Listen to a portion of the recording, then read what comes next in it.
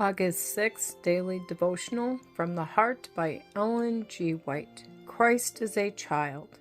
He was in the world, and the world was made through him, and the world did not know him. John chapter 1, verse 10. The Apocrypha of the New Testament attempts to supply the silence of the Scriptures in reference to the early life of Christ by giving a fancy or fanciful sketch of his childhood years. These writers relate wonderful incidents and miracles which characterized his childhood and distinguished him from other children.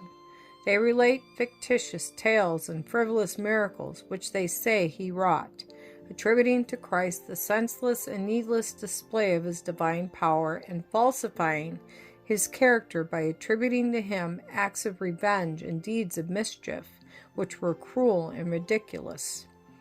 In what marked contrast is the history of Christ as recorded by the evangelists, which is beautiful in its natural simplicity, with these unmeaning stories and fictitious tales. They are not at all in harmony with his character. They are more after the order of the novels that are written, which have no foundation in truth, but the characters delineated are of fancy creating. The life of Christ was distinguished from the generality of children. His strength of moral character and his firmness ever led him to be true to his sense of duty, and to adhere to the principles of right from which no motive, however powerful, could move him.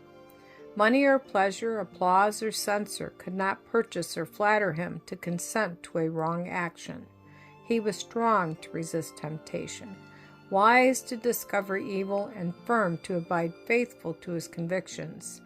His wisdom was great, but it was childlike and increased with his years.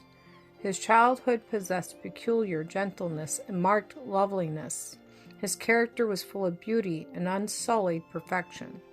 The path of obedience is exalted by the majesty of heaven, coming to the earth and condescending himself to become a little child, and living simply and naturally as children should live, submitting to restraint and privation, giving youth an example of faithful industry, showing them by his own life that body and soul are in harmony with natural laws.